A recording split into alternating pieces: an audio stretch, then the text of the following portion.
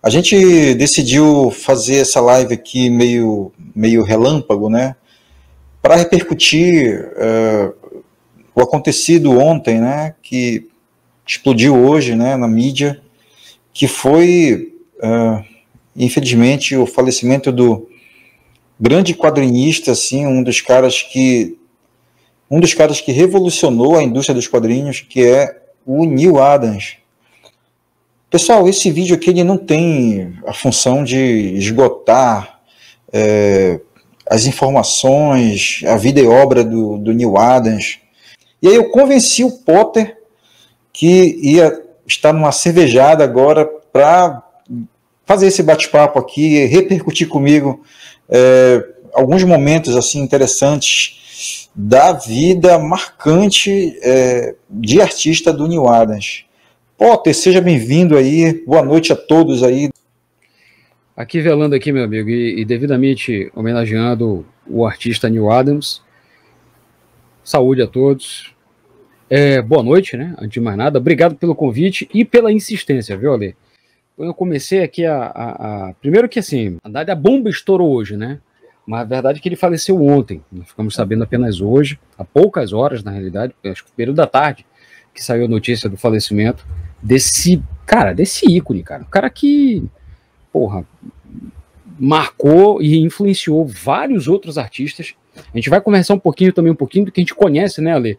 Da história do Neal Adams aqui, algumas curiosidades, mostrar o que a gente tem no acervo. Mas eu acho que o grande motivo da gente fazer aqui essa live, né, Ale, é fazer uma homenagem, a justa homenagem ao grande artista que Neal Adams foi, sabe? Um marco realmente nos quadrinhos americanos modernos, contribuiu, sabe, de forma indelével para as eras, não vou dizer assim, ele é uma das histórias dele, é um dos marcos, né, das eras modernas, né, da história do quadrinho americano, e contribuiu também com outras coisas que nós vamos comentar um pouquinho aqui também.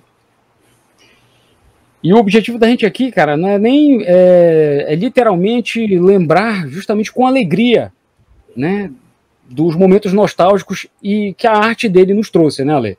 Não é nenhum momento aqui, ficar, acho que não termo, não sei, velar, né, o falecido. Na realidade é celebrar a arte e a vida, né, que ele realmente viveu uma vida bastante movimentada, né, esse pode dizer, né, ele viveu bem.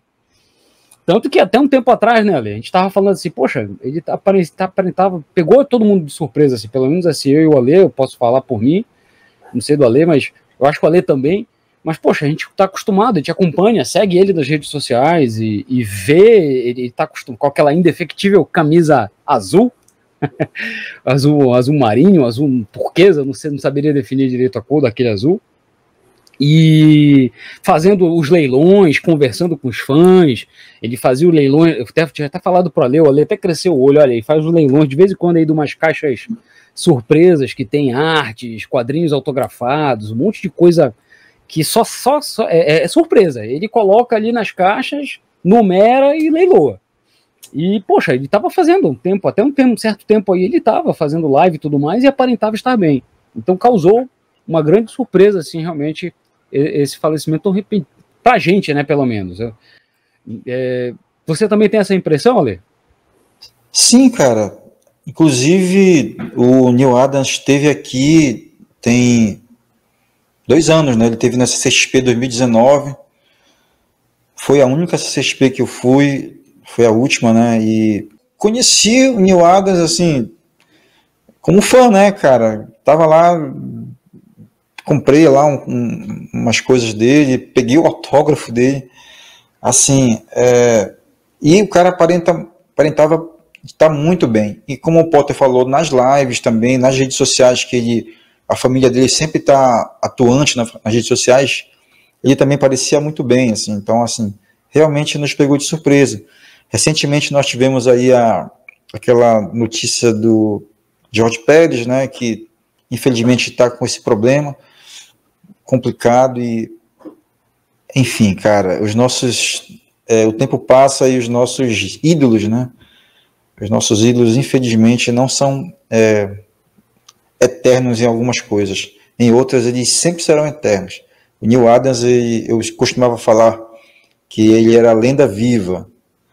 Ele vai continuar sendo uma lenda viva, cara, porque é um cara, como o Potter falou, ele influenciou realmente a indústria e fez parte de mudanças significativas que a indústria teve. E a gente vai comentar alguma coisa aqui, vai ler alguma coisa sobre a vida dele, só para não deixar em branco este dia e fazer a nossa homenagem realmente a esse grande artista.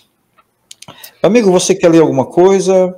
Não, eu queria apenas ler assim, perdão, tá. Não, só para todo mundo ficar na mesma página, tá? Eu acho que todo mundo já sabe, mas é importante a gente ler a nota, né, que saiu. Que a nota de falecimento dele, na verdade, foi dada uma entrevista pela esposa dele, Marilyn Adams, para o The Hollywood Reporter, que ele faleceu ontem em Nova York, nos Estados Unidos, em decorrência de uma infecção generalizada, aos 80 anos. Mas não aparentava ter 80 anos não, né, Lê? Não, cara, tava muito bem mesmo. Tem gente aí que tá com 80 anos, nem sabe que tá com 80. Pô, por favor, né, cara? Não vamos muito longe. Já que nós estamos comentando também, vamos comentar as notícias um pouquinho mais recentes aí, mas anteontem, eu acho, ou ontem, saiu a notícia de que o Frank Miller vai criar uma editora, né? Criou uma editora, na realidade, para apoiar novos talentos, né? Jovens talentos. E aproveitando esse mote, o Frank Miller é um desses que, por favor, né? Da última CCXP que eu acho que ele teve aqui, todo mundo se espantou com o aspecto físico e tudo mais, apesar dele estar bem hoje, mas quando ele apareceu na CCXP, ele estava bastante abatido, né, Lê? Sim, sim. É reconhecível realmente o Frank Miller. E assim como inversamente proporcional, o Neil Adams estava lá em 2000, mesmo ano, muito bem, cara. Vendendo saúde, né, meu amigo? Vendendo não só as coisas dele lá, como um quadrinista iniciante, assinando um monte de coisa e posando para foto, dando entrevistas, assim, que a gente realmente tem eu até cito um texto, né, que diz assim que a nossa vida ela é como um vapor, né, cara, que aparece aqui e depois logo se desvanece. Então, o cara estava bem, daqui a pouco ele não está. Então, essa é a nossa vida. Mas, bola pra frente e vamos reverenciar esse cara aí o tempo todo pela importância dele. Sim, já que nós estamos falando de grandes nomes, né? Citei Frank Miller também foi um que se inspirou demais, foi bastante influenciado por Joey Kubert, não, por Neil Adams. Eu estou com Joey Kubert na cabeça porque eu estava lendo, né, um pouquinho da história do Neil Adams e ela se confunde com a do Joey Kubert aí. A gente pode começar por aí, né, Lê? Um pouquinho assim, só algumas curiosidades. Para quem não sabe, Neil Adams ele começou formado pela Academia de Artes, uma renomada, né? De lá dos Estados Unidos e tudo, aos 19 anos. E aos 19 anos ele começou a bater, né, nas portas das grandes. E o sonho dele sempre era trabalhar aonde? Na DC Comics. Então ele ia, levava o portfólio, levava o não na cara, voltava. Melhorava alguma coisa, levava de novo, voltava. Numa dessas idas e vindas, um dos editores, o Joe Simon, falou, olha, aqui tá um pouquinho complicado, mas de repente você pode tentar numa outra editora. Foi o que ele fez, ele foi para Art Comics. Aí ele começou a fazer, né, histórias e quadrinhos para arte, e lá ele pegou know-how, expertise, e não demorou muito para repararem no talento dele. E ele logo começou a fazer também trabalhos para publicidade, como quase todo desenhista, né? Parece que tá atrelado, né? Os quadrinistas, eles sempre, nesse início, eles fazem trabalhos paralelos e tudo mais, e ele não foi exceção. E numa dessas, ele, só para resumir, para ele conseguir entrar na DC, na realidade, o que aconteceu? Olha a persistência, né, do cara. Pô, ele, de tanto insistir, ele ficou amigo de muitos desenhistas, e era contemporâneo de Joey Kubert, a lenda de Joey Kubert, diga-se de passagem, que também depois, né, anos depois, veio criar a sua própria escola de arte com o próprio nome. E ele criou, ele conseguiu um trabalho. O Joey Kubert estava desenhando para DC. Aí ele conseguiu um trabalho, uma outra proposta melhor economicamente para o Joey Kubert. O Joey Kubert saiu da DC Aí abriu uma fresta na janela e ele falou: olha, eu tô sabendo que vocês estão com um clarão aí. Eu tô aqui de mãos livres aqui, é só chamar. Aí chamaram ele, aí ele começou a fazer as histórias, tá até comentando contigo aqui no bastidor, né, Leide? Começou fazendo, o primeiro personagem foi o Homem Elástico. Essa história, pessoal, do Homem Elástico, que ele fez para DC Comics... Mas na DC, né? Ele trabalhou só fazendo... Para arte ele fez muita coisa, ele chegou a trabalhar... Masterson, né? Olha... Isso. Também ele fez quadrinhos de terror, que foi onde a arte dele realmente, sabe, vamos dizer assim, que sempre foi boa. Eu vou mostrar aqui para vocês os trabalhos que ele fez, por exemplo, com o Homem Elástico, que era um herói de, sei lá, 5ª categoria na DC, mas a arte dele, vamos dizer assim, desabrochou aos olhos do mercado quando ele começou a trabalhar com os quadrinhos de terror. Então, a partir daí, passa a história, ele vai para DC Comics e faz a história do Homem Elástico, pessoal. Essa história bem aqui. Então vocês podem ver, isso aqui, pessoal, é de 67. 67. Olha o que o cara já desenhava desde 67, bicho. Cara, é um artista pronto, bicho. Artista pronto. Essa história aqui, pessoal, isso aqui é coisa de nerd velho, viu? Isso aqui foi um compilado das histórias do universo da DC, ilustrado por Neal Adams. Saiu há um bom tempo atrás aqui, publicado pela Panini. Nessa época saiu essa compilação do universo DC por Neal Adams e também saiu uma compilação de histórias do Batman pelo Neal Adams. Nesse mesmo encadernado, um pouco mais grosso e tudo mais. E isso também, Ale, depois chegou a sair naqueles encadernados, naquela coleção Lendas do Universo DC. Lendas do Universo DC do Neal Adams, também, do Batman, por Neal Adams. Aí eu não sei quantos volumes foi, meu amigo. E eu não sei quantos volumes são. Não sei se são 4 ou se são 5 volumes. Mas, pô, cara, essa aí até hoje eu caço pelos sebos da vida. Ele começou em 1959, né, nessa Art Comics, e depois ele migrou para essa área aí, mas ele entrou na DC no começo da década de 60, se eu não me engano. Isso. Foi isso? E o Neal Adams, ele teve a sorte assim, e a competência de estar no momento certo, no lugar certo, quando as coisas começaram a acontecer, e ele, tipo assim, se colocou como um dos protagonistas desse movimento, que é o final da era classificada da Era dos Quadrinhos, né, chamada Era de Prata, e início da Era de Bronze. Tá? Então ele não só nessa Era de Bronze, nessa mudança, nessa virada de chave, não só ele trabalhou na DC Comics, como ele trabalhou na Marvel, nas duas, trabalhando. Ou seja, algumas coisas influenciaram para que essa virada de chave acontecesse. E uma as principais coisas foram o tipo de histórias que foram começando a ser criadas. E ele era um cara que estava no centro dessa criação, tanto na DC Comics como na Marvel. Como na Marvel. Na DC Comics, o que foi que ele fez? Como foi que ele atuou nessa mudança? Não, na DC Comics ele fez de tudo um pouco, né? Ele começou fazendo histórias tapa-buraco, como as que eu mostrei agora há pouco, do Homem Elástico. Mas ele não demorou muito, não tardou, para começar a fazer as histórias de personagens mais relevantes. Como, por exemplo, dos Jovens Titãs, por exemplo.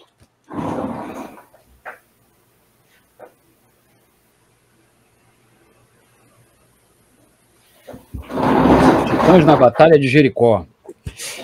Pouco tempo depois, pessoal, ele começou também a fazer, através dos Titãs, né, pessoal? Ele começou a beliscar e começou a trabalhar também com personagens da Liga da Justiça. Então, fez também Liga da Justiça América. E ele não se limitou apenas a quadrinhos de heróis, tá, pessoal? Ele, logo depois também, ele começou a assumir também, mais uma vez aí também, preenchendo um pouquinho do clarão, que o Joey Kubert tinha deixado ao sair da DC Comics. Ele começou também a fazer os quadrinhos de guerra do universo da DC. Então ele fez o Ais Inimigo, mostrar aqui para vocês também um trabalho que ele fez em homenagem ao tributo de 11 de setembro, do atentado. Cara, a técnica dele é impecável, cara. Não à toa ele, né, tá entre os grandes artistas que influenciaram todos os desenhistas hoje contemporâneos. Todo mundo faz uma referência, né, meu amigo? Faz a ele, faz a Dick Giordano, faz a Joey Kubert, faz a Jack Kirby, e por aí vai. E como o Ale bem falou, ele é um cara que ele soube fazer muito bem, trazer essa contemporaneidade, essa jovialidade da época dele para os quadrinhos, para a linguagem, para os temas abordados. Ele, junto com o argumentista, o roteirista Dennis O'Neil, eram caras que... Era engraçado, né? Nos bastidores da indústria, né, do quadrinho americano, era um negócio muito invocado, porque a história que diz, reza a lenda, né, Ale, que eles viviam aos tapas e beijos, né?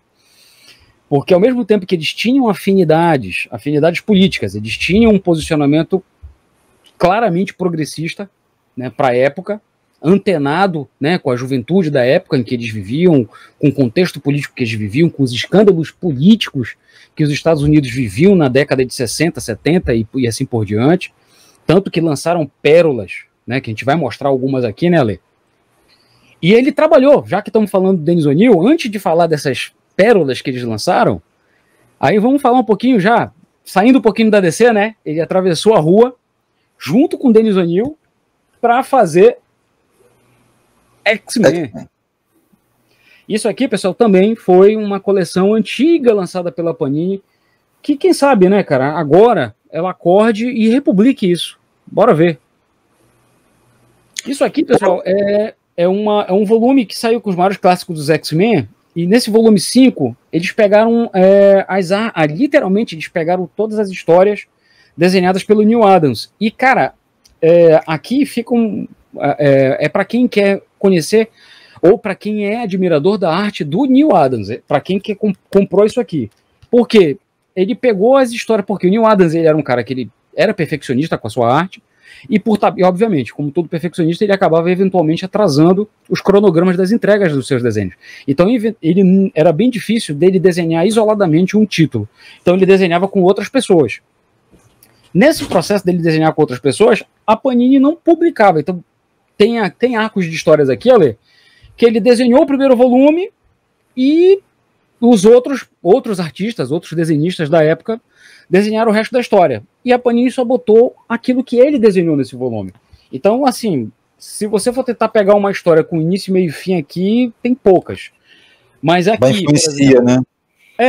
Não termina. Ou então ele pega e desenha o último volume. Então você não sabe o que aconteceu nas primeiras edições. Então, mas aqui nesse volume, o que é que ele enfrenta? Ele enfrenta o Monolito Vivo, ele enfrenta os Sentinelas, Sauron, né? E, obviamente, o Magneto e a Irmandade de Mutantes. Então, para quem é fã de Neal Adams e fã de X-Men, e teve a oportunidade do momento, na época, né, de comprar isso aqui, vale a pena por isso, pelo registro histórico, né? Mas para quem quer ler, para tentar acompanhar a cronologia dos X-Men, não era uma boa pedida, não. Fica confusa, realmente, a leitura. E Potter, só para a gente contextualizar o pessoal aí que ficou em dúvida em relação ao momento em que o Neal Adams ele é uma das peças da virada de chave da era de prata dos quadrinhos para a era de bronze dos quadrinhos. O historiador Roberto Guedes, que inclusive você me presenteou com essa obra aqui dele, que é A Era de Bronze dos Super-Heróis. O Roberto Guedes ele fala que no começo do livro, porque o livro trata da Era de Bronze, mas aborda outras coisas, e ele dá uma seguinte informação, bem aqui na introdução do livro, que tudo... Deixa eu ver se dá para ver aqui. Tudo começou com o Bárbaro de Bronze. Tudo começou com o Bárbaro de Bronze. Dizendo que a mudança de paradigma, de enfoque, de abordagem das histórias em quadrinhos, ela começou com Conan o Bárbaro. Por que aconteceu isso? Porque as histórias passaram a ter um teor mais adulto a partir desse momento. No momento em que Conan ele é o protagonista, vamos dizer assim, dessa desse início, na verdade, ele aparece como protagonista, mas existem vários outros personagens, tanto na Marvel como na DC, que vão aparecer aí nesse momento e vão, assim, consolidar essa mudança. Exato. Então, assim, o Neil Adams estava na Marvel também, no começo da publicação de Conan o Bárbaro, na The Savage Sword of Conan, ele chega a desenhar algumas histórias muito importantes, e exatamente isso que o Potter falou acontece numa das principais histórias, aliás, principais histórias de Robert E. Howard, que é Sombra de Zambola, e o Neil Adams desenha essa história, Sombra de Zambola, só que, como o Potter falou, ele dava esses atrasos de vez em quando. Aqui você vai degustar um pouco a arte dele. Ele desenhava um Conan com essa franjinha, né? Ficou clássico isso, ele inovou. Ele desenhava o Conan com essa franja aí, com o cabelo bem diferente e tal. E é muito peculiar a arte dele, cheia de detalhes. Essa aqui ficou clássica. Essas páginas aqui. Muito lindo mesmo. Só que essa história, Sombra de Zambola, o Neil Adams acabou não concluindo ela. Devido ao prazo de publicação, o Roy Thomas acabou chamando o pessoal lá das Filipinas para concluir, e aí eles acabaram emulando o traço do Neil Adams, e aí nem se percebe muito. Essa história aí, Sombra de Zambola, eu conto num dos meus vídeos aí, o duelo principal do Conan, né, engasgando ali o negão lá, que é um cara, um colossal, assim, e é uma história muito boa, um conto muito legal, e que foi desenhada pelo Neil Adams, não na sua totalidade, mas a arte, ela é bem peculiar, e tem como você observar ali o traço do Neil Adams perfeitamente. E aí, ele participando dessas duas viradas, dessas duas faces, Marvel e DC. E na DC, como que foi isso, Potter? Como é que ele contribuiu? Nessa virada aí de Era de Bronze, de Era de Prata para Era de Bronze. Foi um movimento, né? Para quem não... eu acho que é sempre bom a gente situar, né? É muito bom conversar com os iniciados, com a velha guarda, com a galera que já acompanha e tudo mais, mas é muito importante também situar a galera que está chegando, então sejam muito bem-vindos, mais uma vez. Ei, já chega logo para dar o like também, né, Lê? Dá o like, se inscrever, compartilhar, já está aqui no rodapé rodando e tudo mais, mas voltando ao assunto, era moderna, era de bronze, era de prata, não, nada mais isso, pessoal, para quem não está habituado, nada mais é do que são marcos históricos, né, da cronologia, vamos dizer assim, dos quadrinhos americanos, os quadrinhos heróicos, não de super-herói, não vamos nos limitar apenas à palavra super, né, porque Conan tá aí no meio. E o que aconteceu? A Era de Ouro é a era em que os heróis surgem, quadrinho do Super-Homem, Batman, Coringa, Mulher Gato, por aí vai. Era de Prata, alguns desses heróis também continuam sendo criados, mas começam a ter as primeiras reformulações. Exemplo, Lanterna Verde, que era o Lanterna Verde, o Alan Scott. Alan Scott? Não, é o Alan Scott, né? Não, o Alan Scott é da Era de Ouro, aí começa a ter aí tem o Lanterna Verde, Hal Jordan, o Flash, são os primeiros heróis que inclusive não tem capa. É um dos indícios dessas mudanças de era. E surge a Era de Bronze. O que era a Era de Bronze? A Era de Bronze, pessoal, é justamente a era em que os fãs de quadrinhos que liam os quadrinhos na Era de Ouro e na de Prata crescem, se profissionalizam e começam a trabalhar na indústria. Ou seja, eles não estavam ali, ao contrário dos antigos produtores e artistas que trabalhavam na Era de Ouro e de Prata, que trabalhavam porque tinham que trabalhar, precisavam de emprego, eram desenhistas. Ao contrário disso, os artistas da Era de Bronze, eles amavam quadrinhos, eles eram fãs dos heróis, eles já acompanhavam há décadas, né, todos esses personagens. Então eles tinham esse plus a mais, com perdão, né, da redundância. Dentre eles, Neil Adams, Dennis O'Neil, Joe Kubert também, porque não dizer, Romita, Buscema. E, meu amigo, Buscema, a lista é interminável. São caras que fizeram um marco. E qual foi o marco deles? Além, obviamente, deles desenharem barbaramente, né? Com perdão do trocadilho. Desculpa, eu falei, desculpa te interromper, mas só fazendo aqui uma retificação. Tu falaste dos que cresceram, né? E eu acabei colocando o Buscema. O Buscema já vem, já é um cara né? que tinha vindo. Então vamos ser justos. Né? A galera cresceu ali. Coloque o Roy Thomas. E o que é que eles fizeram, pessoal? Eles trouxeram temas mais adultos para as histórias em quadrinhos. Passaram a literalmente fazer com que as histórias passassem a retratar um pouco da realidade que eles estavam vivendo. E por tabela também, devido à visão que eu já falei para vocês, que ele, Neil Adams, com o Dennis O'Neil, que era o parceiro dele, tinham uma visão progressista, eles começaram a trazer temas extremamente relevantes e que até hoje são atuais. Passaram, por exemplo, a trazer, no arco que eles fizeram, do Lanterna Verde e do Arqueiro Verde. Nessa coleção aqui, meus amigos, que foi publicada aqui em 3 volumes pelo selo Lendas do Universo DC na Panini. Lanterna Verde e Arqueiro Verde. Pessoal, isso aqui, que para muitas pessoas pode soar redundante, é só mais um quadrinho mostrando uma dupla de heróis combatendo o crime. Isso aqui, pessoal, foi lançado em 71, se eu não me engano, tá? Valeu? Se eu estiver falando alguma data errada, pode me corrigir. E, por favor, tá, pessoal? Ninguém aqui é dono da verdade. A gente tá aqui falando com base na nossa memória afetiva, né, Ale?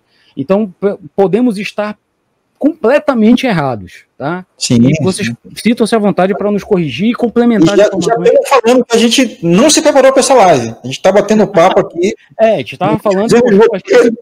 Não vamos deixar a data passar batida, né, Ale?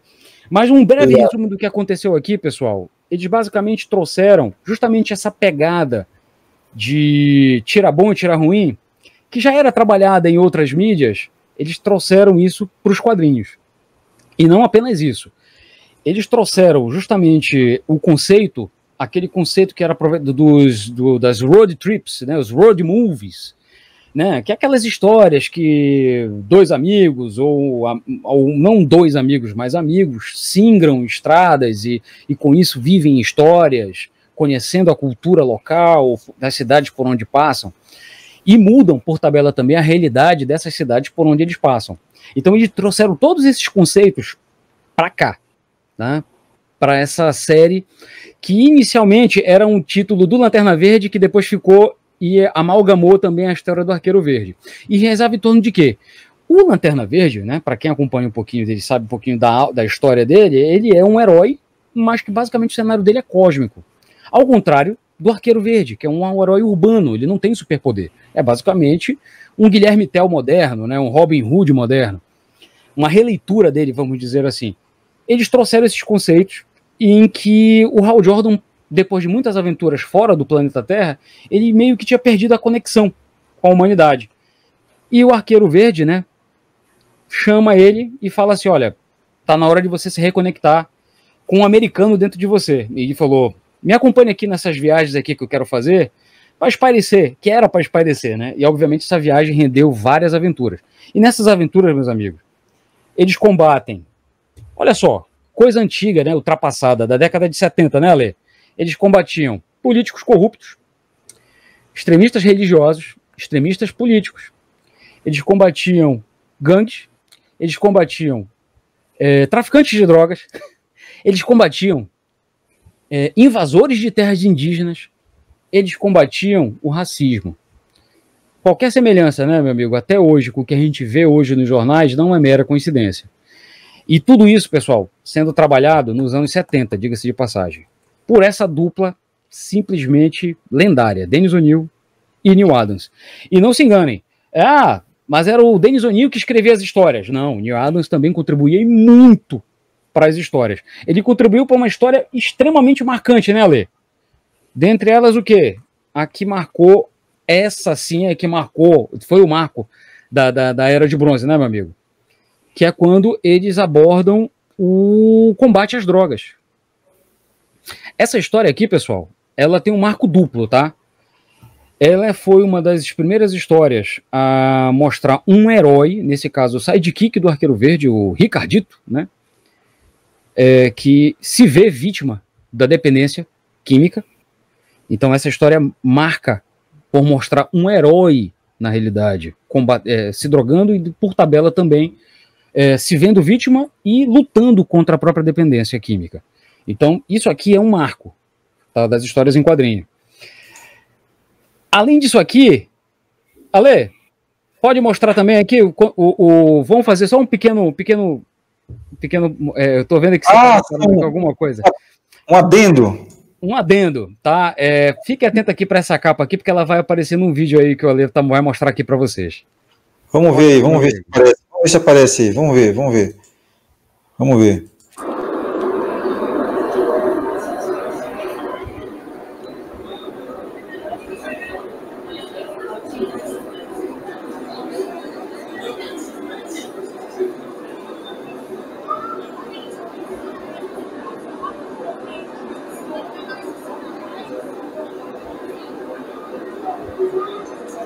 Caramba, cara.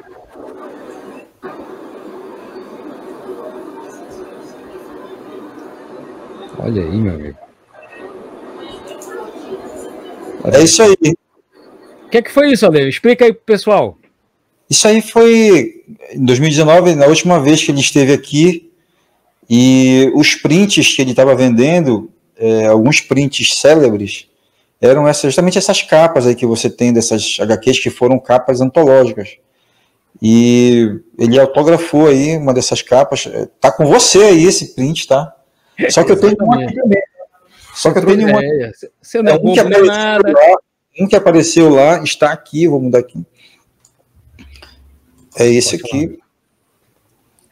Tá aqui o autógrafo original dele. Opa, por aqui, eu tô Neal Adams. Fantástico. É um grande orgulho. Na época, ele também tinha alguns do Conan lá, eu não peguei, porque eu também já tinha muito quadro do Conan, aí, não, deixa eu pegar uma coisa mais rabiscada, assim, aí eu achei legal trazer do Arqueiro Verde. Presentaço que você trouxe pra gente aqui, meu amigo. Pô, muito obrigado. Então, mais uma vez, é sempre bom. As duas capas, né? Tu tem uma capa, eu tenho outra também, acho que eu tenho uma outra capa. Isso. Também. Tu tens outra capa.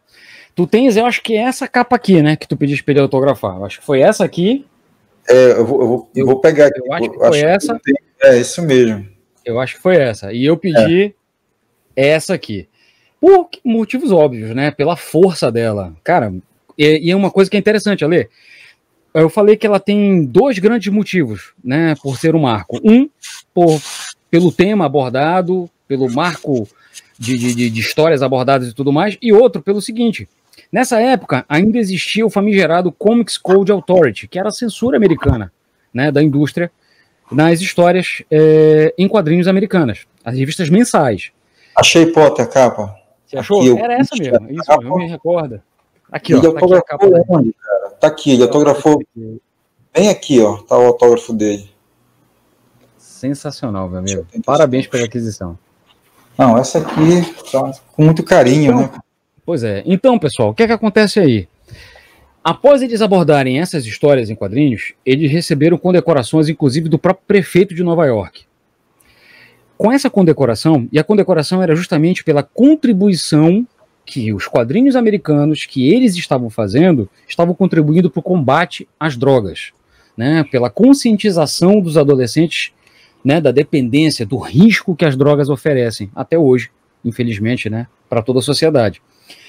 Com base nessa carta, meu amigo, a partir daí eles geraram um movimento para acabar de vez com o Comics Code Authority. Por quê? Porque o Comics Code Authority apregoava que os quadrinhos eram nocivos para os adolescentes e para as crianças americanas. E eles provaram, mostrando inclusive através de uma capa extremamente forte e chocante, que eles servem para conscientizar e informar e alertar, sim, né, os nossos adolescentes, a nossa juventude.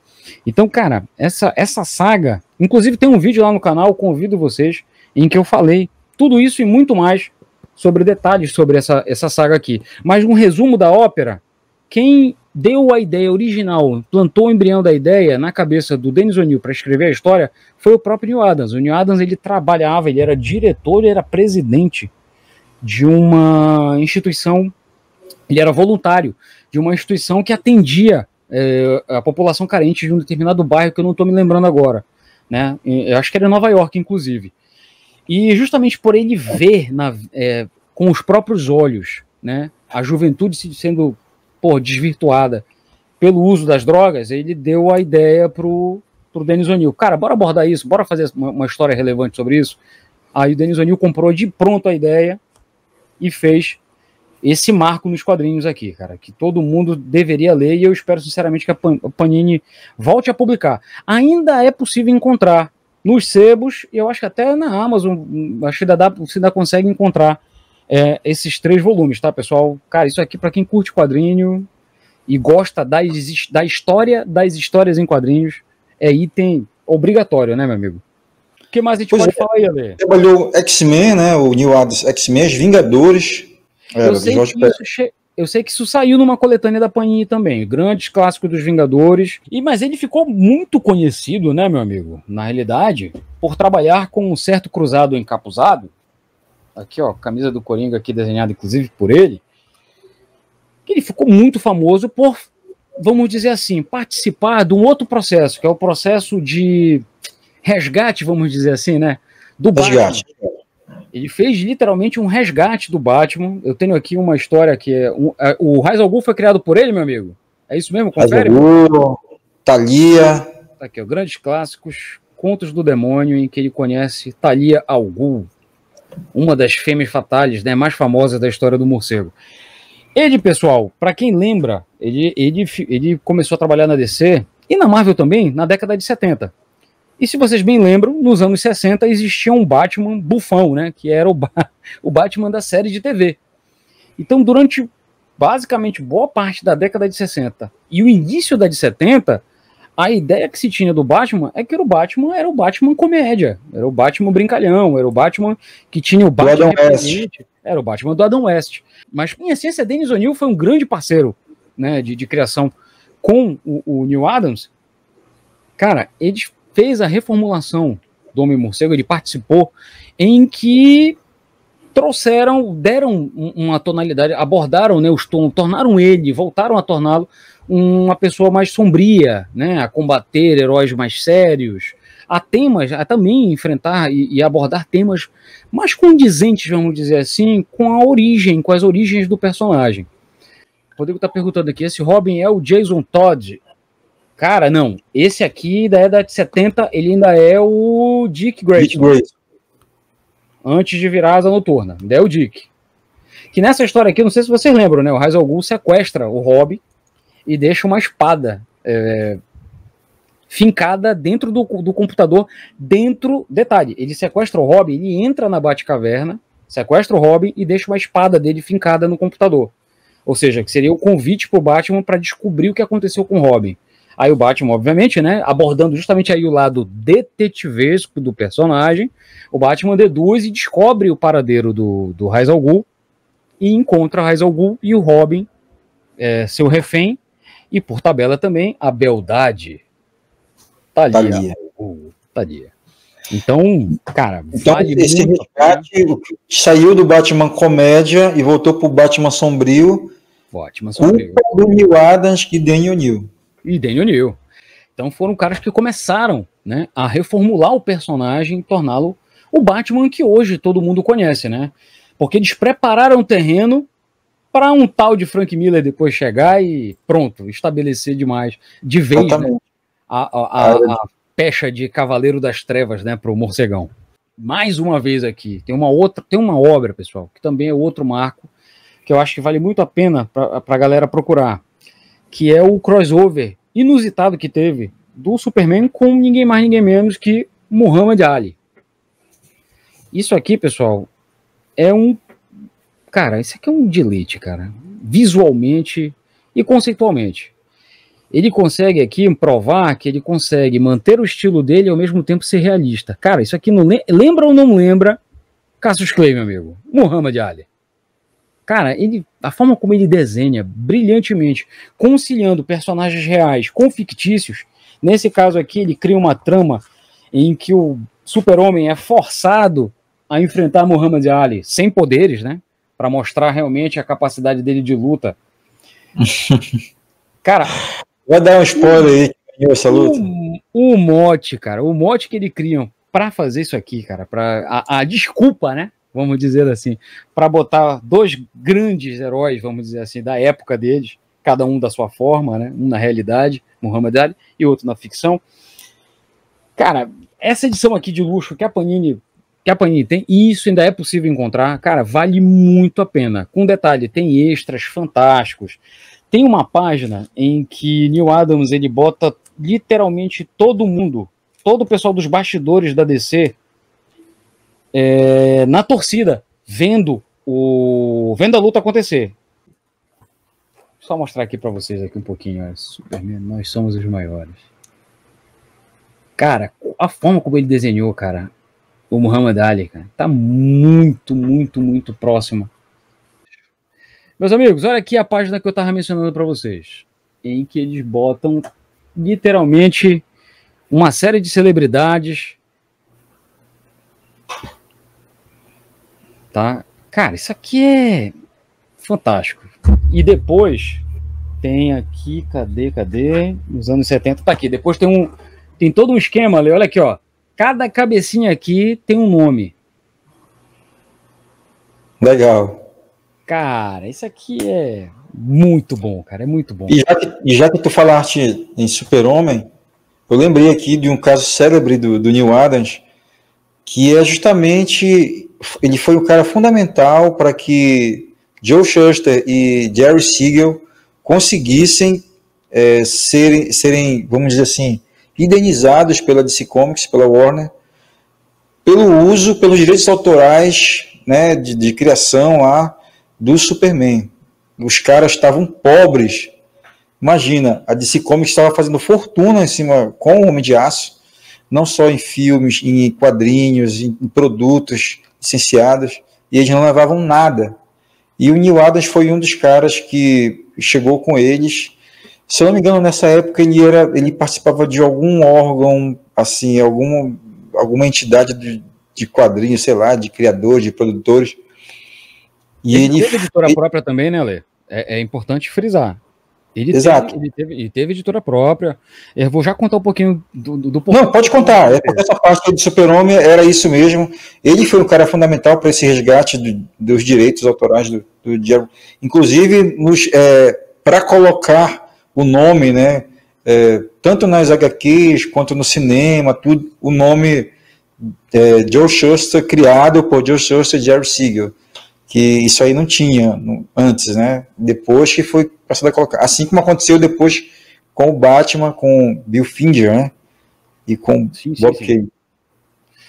Bom, pessoal, o que eu tenho para contar para vocês é mais ou menos o seguinte: ele participou, ele influenciou muitos artistas, como a gente já falou para vocês aqui, vários. Dentre um deles, vamos começar logo assim. Que nós fizemos a live, inclusive aqui no canal, né, Ale? Falando sobre o Cavaleiro da Lua e tudo mais, que tivemos a oportunidade de falar. Ele desenhou, né, também? Não desenhou. Desenhou capa. Ele não desenhou. Ele, na realidade, influenciou um artista, o Bill Sienkiewicz, né? Que hoje tem um estilo bem abstrato, né, bastante marcante, mas que no início da sua carreira, ele também emulou bastante a técnica, o estilo de Neal Adams. Cara, essa capa aqui, isso aqui é Neal Adams cuspido e escarrado, com todo respeito, e é declarado, inclusive, o Bill Sienkiewicz já declaradamente falou, não, ele era minha inspiração imediata, eu usei ele para fazer, sim, me inspirava no Batman dele para fazer o Cavaleiro da Lua, para desenhar o Cavaleiro da Lua. Ele se inspirou tanto no Neal Adams para desenhar as histórias do Cavaleiro da Lua, em que ele fez durante um trecho, ele desenhou Neal Adams aparecendo na rua, embaixo, logo abaixo do Cavaleiro da Lua. Deixa eu mostrar aqui para vocês, espera lá. Neal Adams fazendo cameo em Moon Knight. Aqui o Neal Adams aqui. E uma outra pessoa também que bem marcante e já mais próxima da gente, né, Lê? Brasileiro, chamado, vocês conhecem, Mike Deodato. Mike Deodato, pessoal, no início da carreira dele, ele começou fazendo desenho aqui e tudo mais, né, no Brasil, mas quando ele se lançou para os Estados Unidos, ele bateu na porta de diversas editoras, Marvel foi uma delas, e vamos dizer assim, na época que ele foi, pessoal, eram os anos 90. Isso aqui, ele fala de forma bastante abrangente, né, bastante detalhada, inclusive no livro, Universo HQ Entrevista, que entrevistaram vários artistas e tudo mais, e ele foi um. Ele fala nessa entrevista e em outras também que você pode encontrar, inclusive no próprio YouTube. Qual é o contexto que ele fala? Ele foi buscar Marvel, DC, levou o portfólio, né, debaixo do braço dele. Chegando lá, ele começou a receber não. Não. Um desses não foi para a editora do Neil Adams. Que agora tá me escapando o nome da editora dele. Continuity. Continuity, isso. Valeu, meu amigo, muito obrigado. O que aconteceu aí? Ele recebeu não. Só que essa história de receber não lembra quem? Quem foi que recebeu muito não até conseguir a sua chance de ouro na DC Comics e fazer o nome? O próprio Neil Adams. Exatamente. Então o Neil Adams, às vezes, isso aconteceu com alguns desenhistas, viu, pessoal? Não foi apenas com o Deodato, não. Alguns desenhistas passaram pela mão do Neil Adams e o Neil Adams propositalmente dava o não, porque ele queria saber se o cara persistia. Não, eu quero saber se esse cara aqui só tá se aventurando ou se ele realmente quer ser desenhista. Porque eu recebi não pra caramba e eu tô aqui. Então ele fazia essa mesma prova, teste de fogo, ele fazia isso com várias pessoas. Se eu não me engano, ele fez isso inclusive com o George Pérez, né? Reza a lenda. Ele fez isso com o George Pérez. Ele chegou com o George Pérez levou não da DC, tá? Da DC. George Pérez, não, ele levou não do Neil Adams. Neil Adams falou, cara, isso aqui não serve pra ti. Parece que sim, Potter, parece que sim. Ele fez isso com o George Pérez. E o seguinte, e ele fez isso também com o Mike Deodato. Só que o Mike Deodato, o que é que o Mike Deodato fez? O Mike Deodato recebeu o terceiro ou quarto não dele, desceu cabisbaixo, né, pelas ruas ali de Nova York, parou numa banca e ele se deparou com as capas das revistas da Image, meu amigo. Aí ele viu as capas do Jim Lee, do Wildcats e do Spawn do Todd McFarlane, que já eram colorizadas com o computador, cheia de detalhes, dane-se a fisiologia dos caras. O Spawn era que nem o Homem-Aranha, dava uns pulos que a canela ia para trás da costa. Ele falou assim, poxa, mas isso aqui eu consigo fazer. O estilo do Deodato, pessoal, sempre foi puxando pro realista. Mas ele fala, mas eu consigo perfeitamente fazer isso aqui com tão bom quanto.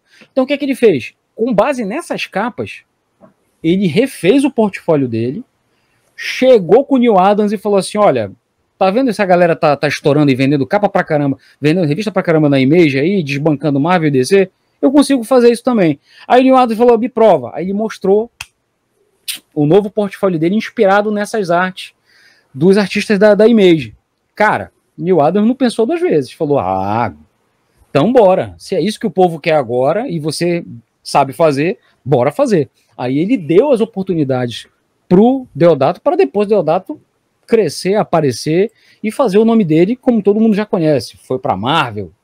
Fez história, desenhou até no final da fase dele na Marvel, até Conan finalmente conseguiram dar para ele, né, meu amigo? Então, ele participou da formação de muita gente. E reza a lenda, isso aí o Deodato já fala com todo orgulho na entrevista, que o filho do Neil Adams, que já tinha uma escola, tinha um estúdio, né, em que ele ensinava uma nova geração e tudo mais, e também na editora deles, que eles falavam assim, os caras chegavam com o Neil Adams e falavam assim, poxa, que tipo de referência a gente tem para desenho realístico? Aí o Neil Adams pegava o portfólio do Deodato e entregava pro cara e falava assim, olha, isso aqui é uma referência de desenho realístico de altíssima qualidade. Ou seja, o Deodato, de tanto persistir, né, tal qual o seu mestre, poxa, também virou uma referência. Então, pô, cara, dispensa, depois de tudo isso que a gente contou para vocês, né, meus amigos, pô, a relevância do cara, o que falar, né, meus amigos? Deixa eu só te voltando aqui um pouco. Sim, meu amigo. Aí a gente fala assim, depois o Adams, ele também ilustrou livros da série de Tarzan, e também fez trabalhos relacionados ao cinema também, muito storyboards. Ele fez storyboards do Conan também. Então, quando foi publicado isso na Espada Selvagem de Conan. Os storyboards, se não me engano, eram do Neil Adams para um filme do Conan que não rolou, acabou não rolando. Então aqui fala assim que com essa onda dos quadrinhos independentes da década de 80, ele começou a trabalhar na Pacific Comics, entre outras editoras, e fundou, como eu te falei, a a própria editora, que é a Continuity Comics, uma subsidiária da Continuity Associates. Entre os personagens da sua editora estão o Bucky O'Hare, Guerreiros Esqueleto, Cyber Red e Miss Mystic. A relevância dele não tem como, não tem parâmetros. Você pode ver, inclusive, a comoção que está sendo, né, essa divulgação do falecimento dele. Cara, nas redes sociais você pega todos os grandes artistas, Kurt Busiek, Todd McFarlane, Jim Lee, todos eles estão prestando, né, as suas condolências, fazendo as suas homenagens pro... Por falar nisso, Potter, até tem aqui o que o Roy Thomas falou, né? Ele falou assim: fiquei profundamente triste hoje ao saber que meu colega de longa data, Neal Adams, havia falecido. Neal Adams foi um dos poucos grandes artistas de quadrinhos a sair da década de 1960. Ou seja, o cara continuar ali até a década de 80 fazendo quadrinho e tal, era complicado. Ou pode-se argumentar de qualquer década. Seu trabalho primeiro em Deadman e Spectro, logo depois em Batman, X-Men, Vingadores e Inumanos, e na DC e na Marvel expandiram o alcance do que poderia ser esperado na arte em quadrinhos, ao combinar o florescimento de reis de ação como Jack Kirby com a abordagem mais realista de mestres como Reed Crandall e outros. Realismo, romantismo, dinâmica. Neal tinha uma aljava cheia que nunca ficava vazia de novas flechas para nos surpreender cada vez mais. Essa foi a fala de Roy Thomas sobre o ocorrido.